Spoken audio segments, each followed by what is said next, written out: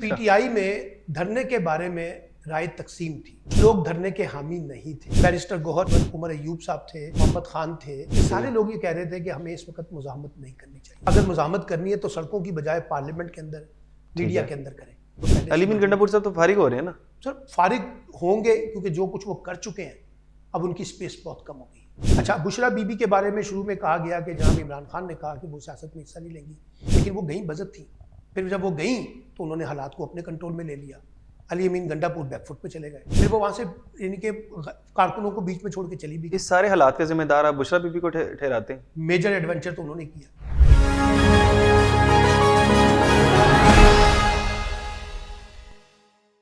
अस्सलाम वालेकुम, पाकिस्तान खबर के साथ मैं हूं हमजा जावेद। नाजरीन, 24 नवंबर का एहतजाज और उसके बाद जो हुआ, पाकिस्तान तहरीके इंसाफ टूट फूट का शिकार है। पाकिस्तान तहरीके इंसाफ को समझ नहीं आ रहा कि आगे क्या किया जाए। इमरान खान साहब का बयान भी नहीं आया और जो लीडरशिप है शायद वो भी कायम ना रही। इसी पर बात करने के लिए सलमान आबिद साहब हमारे साथ मौजूद हैं। अस्सलाम वालेकुम। वालेकुम सलाम। सर, ये बताइएगा कि जो कुछ हो गया है पाकिस्तान तहरीके इंसाफ के साथ, क्या मुस्तकबिल है?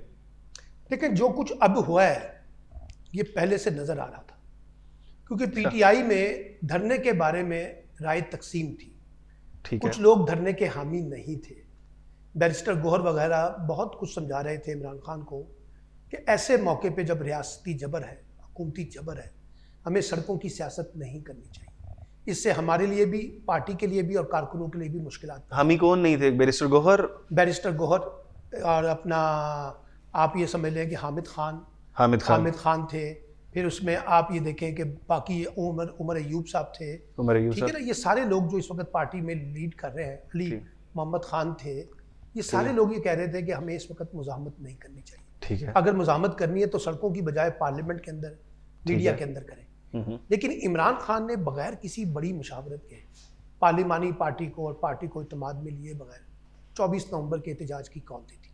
ठीक है। अब जब कॉल दे दी तो फिर पीटीआई ने उसको फॉलो तो करना था। ठीक है। लेकिन अब आप देखिए ना कि जो धरना हुआ है या जो धरना नाकाम हुआ है, आपको पंजाब से कोई मोबिलाइजेशन नहीं मिली, बिल्कुल, सिंध से नहीं मिली, कि बलूचिस्तान से नहीं मिली, सिर्फ केपी से लोग आए ज्यादातर। तो इसका मतलब वो एक हाथ में रह गई, एक सूबे तक महदूद रह गई। ठीक है। सियासत में एक अमूमी तौर पे कहा जाता है कि अगर पंजाब से कोई बड़ी तहरीक ना उठे तो वो तहरीक कौमी तहरीक नहीं बनती है। बिल्कुल। ठीक है ना, तो वो तो हम इसका फुकदान देख रहे हैं। फिर पार्टी के अंदर तकसीम बहुत है। अली अमीन गंडापुर डोमिनेंट है, वो केपीके के वज़ीर आला भी हैं, वो इंतज़ामी अमूर के साथ साथ सियासी अमूर में मुदाखलत करते हैं। फिर उसके बाद इमरान खान उन पर रिलाई करते हैं, और जो लोग वहाँ पे अली अमीन गंडापुर के खिलाफ हैं उनको स्पेस नहीं मिलती, तो इस वजह से वो परेशानी तो पहले। अली अमीन गंडापुर साहब तो फारिग हो रहे हैं ना सर? फारिग होंगे क्योंकि जो कुछ वो कर चुके हैं अब उनकी स्पेस बहुत कम हो गई। दोनों खिलाफ है, हुकूमत भी और पीटीआई के लोग भी खिलाफ हैं। दो वजूहात की वजह से इस्टेब्लिशमेंट को समझ आ गई है कि अली अमीन गंडापुर के जरिए मुफाहमत नहीं हो सकती। एक बात। ठीक है। इमरान खान को समझ आ गई है कि अली बिन गंडापुर जो भी मुफाहमत लेके आते हैं वो मेरे हक में नहीं है। उसे माफ़ी मांगने की बात की जाती है, विड्रॉ करने की बात की जाती है। फिर पहले जलसे में भी लाहौर में वो नहीं पहुंचे, दूसरे जलसे में भी इस्लामाबाद में पहुंचे, गायब हो गए, कल भी वो गायब हो गए। फिर उसके बाद ये मामला बुशरा बीबी के पास आ गए।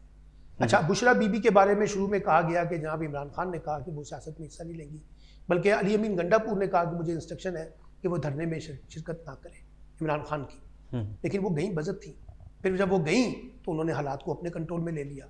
अली अमीन गंडापुर बैकफुट पे चले गए, और जब वो चली गई और डी चौक पे जाके उन्होंने एहतजाज करना चाहा तो आपने देखा फिर जो कुछ हुआ है। फिर वो वहाँ से इनके कारकुनों को बीच में छोड़ के चली भी। इस सारे हालात के जिम्मेदार आप बुशरा बीबी को ठहराते हैं? मेजर एडवेंचर तो उन्होंने किया।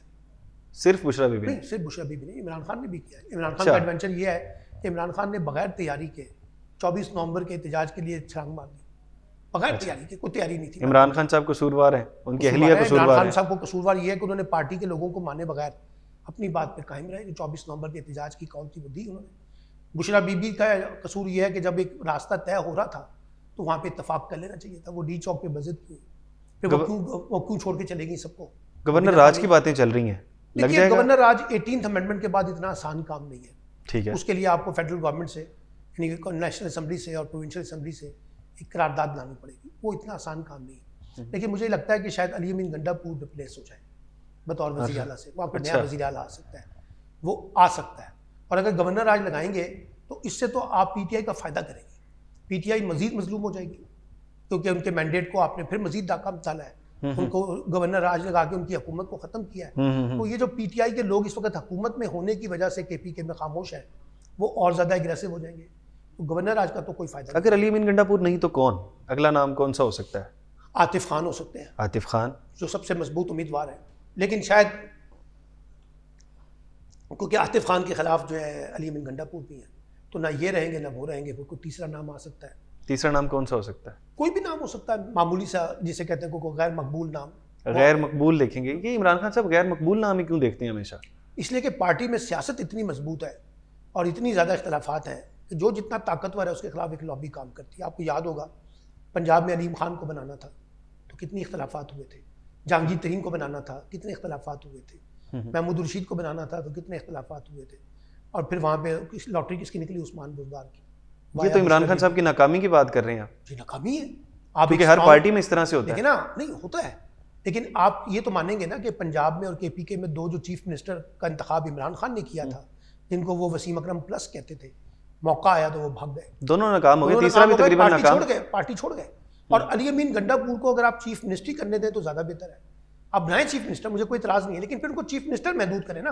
अच्छा। उनको इस तरह की सियासत में ना लाएं, एहतजाजी सियासत में, उससे फिर वफाक और फिर सूबों के दरमियान ताल्लुकात जो है वो ख़राब होंगे। आप कह रहे हैं कि पाकिस्तान तहरीक इंसाफ को दो हिस्सों में बढ़ जाना चाहिए, इंतजामी मामला अली अमीन गंडापुर साहब को खुद देखने चाहिए और एहतजाजी या फिर इस तरह के मैं मामला? ये कह रहा हूँ कि हमारे यहाँ एक अप्रोच चली आ रही है ना कि जिसके पास वज़ीर आला है वही सूबाई सदर है पार्टी का। ठीक है, ये नहीं होना चाहिए।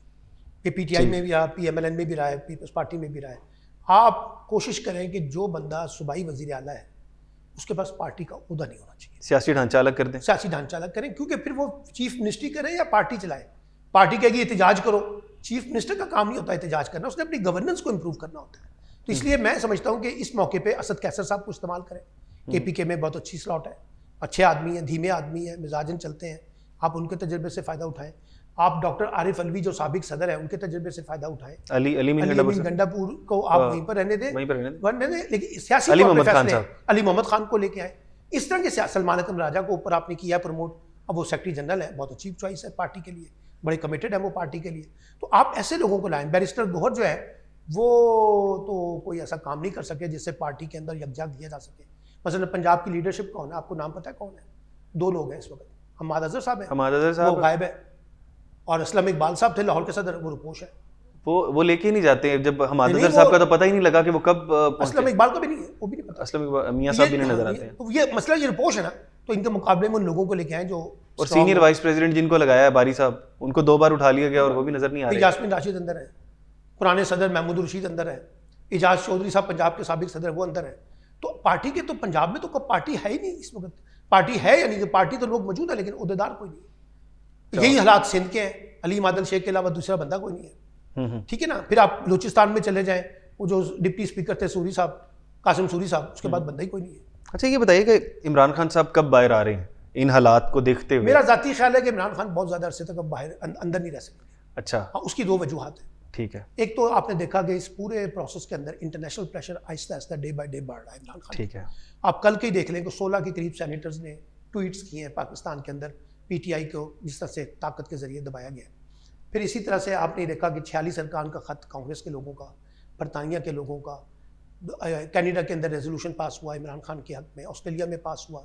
ये प्रेशर तो बढ़ रहा है और ये इसलिए इमरान खान को, ठीक है आपने अपने पाकिस्तानी मीडिया को तो कंट्रोल कर लिया है, लेकिन इंटरनेशनल मीडिया तो नहीं कंट्रोल हो रहा ना, वो तो बहुत सारी चीज़ें दिखा रहा है और सोशल मीडिया के लोग भी। तो डोनाल्ड ट्रंप साहब खुद कहेंगे कि डोनाल्ड ट्रंप को भी कुछ नहीं कहेगा, अमेरिका क्यों बराह रास्त कहेगा? अमेरिका के पास बेशुमार हवारी है, सऊदी अरब है, UAE है, कतर है, उस तरफ से आएंगे। देखिए ना, मैं आपको बताता हूँ, नवाज शरीफ साहब ने जब जाना था सऊदी अरब डील करके, तो अमेरिका की आशीर्वाद के बगैर तो नहीं गए थे ना, लेकिन हुई कहाँ से डील? सऊदी अरब के थ्रू। फिर वापस भी उसी डील के तहत आए थे। ठीक है ना। बेनज़ीर भुट्टो साहिबा जो है वो अमेरिका से डील करके आई थी जब वो पाकिस्तान आई, और वो दुबई में बैठ के जनरल मुशर्रफ से मुज़ाकरात कर रही थी। मुज़ाकरात हो भी गए, वो आ गई, लेकिन उनको बाद में समझ आया ये डील गलत है, उन्होंने विड्रॉ कर ली उससे। वैसे टाइम ड्यूरेशन बता दें कब तक इमरान खान साहब हम बाहर? मेरा ख्याल है दिसंबर से ज़्यादा इमरान खान बाहर नहीं रहेंगे। दिसंबर से ज़्यादा यानी अगले 30 से 35 दिनों पे आप इमरान खान साहब को बाहर देख रहे हैं? मेरा ख्याल है 9 जनवरी से पहले जब डोनाल्ड ट्रंप वहाँ पे हलफ उठाएंगे, उससे पहले इमरान खान का मामला रिजॉल्व हो जाएगा। रिजॉल्व से मुराद जमानत पे आ जाएंगे, मुकदमे चलते रहेंगे, लेकिन जो भी उन पर सख्ती है बाहर ना आने के हवाले से, इसने ब्रेक होना। उसकी वजह मैं बताता हूँ, पाकिस्तान की इकॉनमी नहीं चल रही, पाकिस्तान की सिक्योरिटी के हालात देखे कहाँ खड़े हैं। पाकिस्तान के अंदर जो नून लीग क्लेम कर रही है इकोनॉमी बहुत ऊपर जा रही है। कौन कह रहा है? नून लीग क्लेम कर रही है रोजाना की बेस नून लीग को पहले पूछेगा आप खुद कहाँ खड़े हैं। देखिए ना, मैं आपसे एक सवाल पूछता हूँ, पेट्रोल कम हुआ है ज्यादा हुआ है? बैलेंस खड़ा हुआ है, 200-250 पौने 300 रुपये। डॉलर कहाँ खड़ा है? 280 बैलेंस है। बैलेंस है। अच्छा, ये बैलेंस कहाँ है? 180 पे इमरान खान छोड़ के गए थे। ये पिछले 6 माह से बैलेंस। वही मैं कह रहा हूँ ना, आप उसमें कीमतें कम नहीं हो रही। हाँ। आपको लोगों को बेवकूफ़ बना रहे हैं कि महंगाई 7% कम हो गई है, 7% रह गई है। बाहर निकल के देखें तो सही लोगों के हालात क्या है। कौन सी महंगाई कम हुई है? कौन सी चीज़ों में कमी आई है? रोजगार कितना क्रिएट किया आपने? अच्छा, ऊपर के सतह पे दादोशुमार से आप कुछ चीज़ें साबित कर देंगे, लेकिन नीचे आम आदमी की जिंदगी में कोई फर्क नहीं पड़ा। अभी देखिए, आपने एपिक्स कमेटी का इजलास किया, आपने कहा जी दहशतगर्दी को कुचल के रख देंगे। उन्होंने अगले दिन पारा चनार में आपके बंदे मार दिए 35। आपके वहाँ पे फाटा वजीस्तान में आपके बंदे मरे, बलूचिस्तान में मरे फौजी हमारे शहीद हो गए सारे के सारे। तो दहशतगर्द तो अपनी दहशतगर्दी की कार्रवाई कर रहे हैं। अब कल शहबाज शरीफ साहब कह रहे थे कि हम खत्म कर देंगे दहशतगर्द लोगों को। तो भाई दहशतगर्दों को खत्म करें ना, आप सियासी जमात को खत्म करने पे तुले बैठे। सियासी दहशतगर्दों को खत्म करें। देखिए ना, सियासी दहशतगर्दी जो है, हम बेनज़ीर को नहीं खत्म कर सके, हम जुल्फ़िकार भुट्टो को नहीं खत्म कर सके, हम नवाज शरीफ को नहीं खत्म कर सके, हम इमरान खान को नहीं खत्म कर सके। इसका कोई सियासी तरीका निकाले ना। तो सियासी तरीका कोई नहीं, ताकत के अंदाज में बैठ के रोजाना आता ताड़र साहब आए बाएँ शाएँ करना शुरू कर दे। और वो ख्वाजा आसिफ साहब कहते थे 500 बंदे नहीं आएंगे। चले मान लिया 500 बंदे नहीं आए, आपने 5 लाख फौज लगा दी, वहाँ पर पुलिस लगा दी, रेंजर्स लगा दिए, पूरा मुल्क ही जाम कर दिया। यानी पीटीआई में तो ये सलाहियत नहीं थी वो पूरा मुल्क जाम करेंगे। आप में सलाहियत थी हुकूमत के अंदर, आपने करके दिखा दिया कि जनाब देखिए हम मुल्क बंद कर सकते हैं। अच्छा, इमरान खान अभी 10 दिन के बाद फिर धमकी दे दे, एहतजाज की कॉल दे दे, फिर आप मुल्क बंद कर देंगे। ये क्या स्ट्रैटेजी है? एक खौफ पर मबनी। आपने तो, इमरान खान ने कहा था मैं पूरे मुल्क में लॉकडाउन कर दूंगा। आपको चाहिए था कि लॉकडाउन ना होता, बाजार खुले रहते, मार्केटें खुली रहती, सड़कें खुली रहती, आपने तो खुद बंद कर दिया। अगर डी चौक ना पहुंचते फिर नाकामी थी। सर डी चौक देखे ना, डी चौक भी पहुंच ही गए, वो भी पहुंच गए, कामयाबी है। अटक का पुल जिसने क्रॉस ना करने की धमकियां दी थी, वो भी पहुंच गए। इसलिए ये मसले का हल नहीं है। मसले का हल ये है कि आप रिकंसिलेशन की तरफ जाएं, मफाहमत करें।